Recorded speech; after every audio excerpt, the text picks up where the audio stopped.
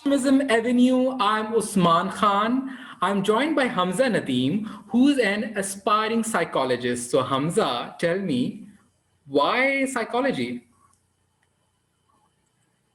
First of all, Dr. Usman, thank you so much for the opportunity. And I'm really honored and privileged. Uh, so your question that why study psychology? Hmm. Let me tell you, it is actually a very fascinating field. I Mhm. mean, we get to study human behavior, we get to study human brain and the mental processes which are related to them. Mhm. And actually, when you study psychology, you don't get angry anymore. Oh, And okay. this is actually a big success because we understand why a person who is in front of us is behaving in a certain way. We Hmm. have a reason for it. Hmm. So yeah, that is why I opted for this field because it's marvelous in many aspects. Okay, this is your thing. You are personally getting satisfied. So, if what about the career prospects about it, about this field?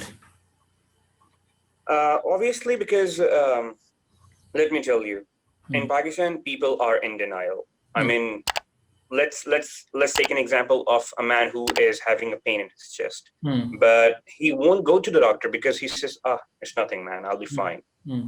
They usually act in this way, and Hmm. it same goes when they're suffering from any mental disorder or if they're suffering from um, any problems Hmm. related to mental peace.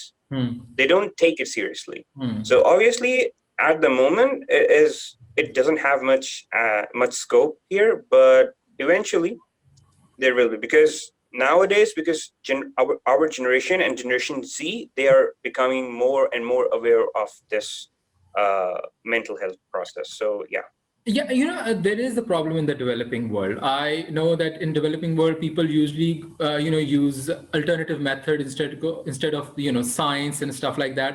And I think correct.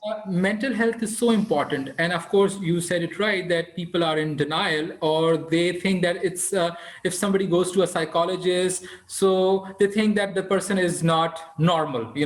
This is what the True. usual perception is.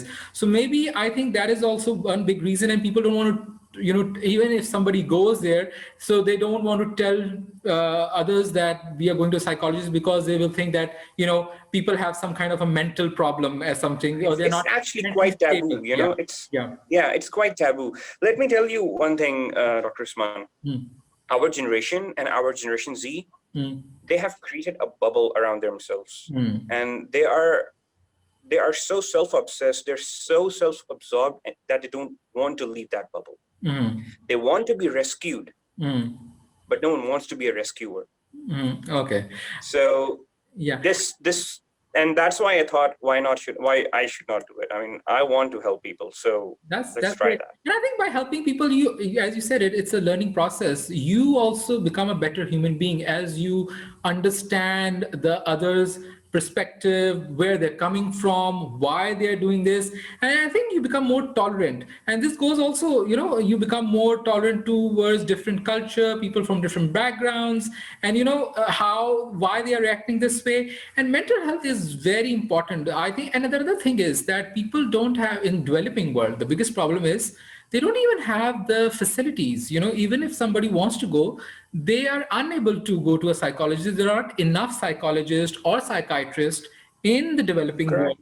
So I think that's also a big problem. And of course, Correct. the thing is that we have to. This is the platform. That's why we're talking about mental health. That's why I took you on board.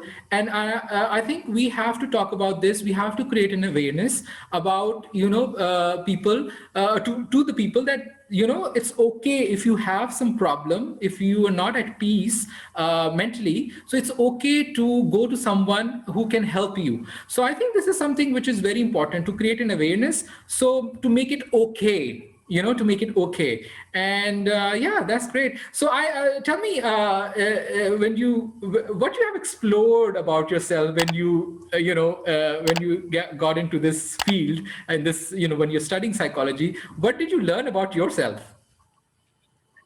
Well, that's a very good question, Dr. Usman, uh, and let me tell you, uh, when we are studying psychology, I mean, if we definitely want to help others, right? Yeah. But we cannot help someone unless we understand ourselves completely. Mm-hmm. So basically, it's actually a process of self-analyzing. You analyze yourself, you understand yourself first, you comprehend your thoughts, and after that, you go to others to help them out. Yeah. This is, I mean, unless and until you achieve self-actualization, which is also one of the hierarchy needs of Abraham Maslow, that he was one of the psychologists who has a lot of research in this field. Mm. So yeah, unless and until you understand yourself, you Yeah. cannot help others. Yeah. Yeah. So if you ask me, yes, I have become much tolerant. I now know how to control myself, anger management, and a lot of other things.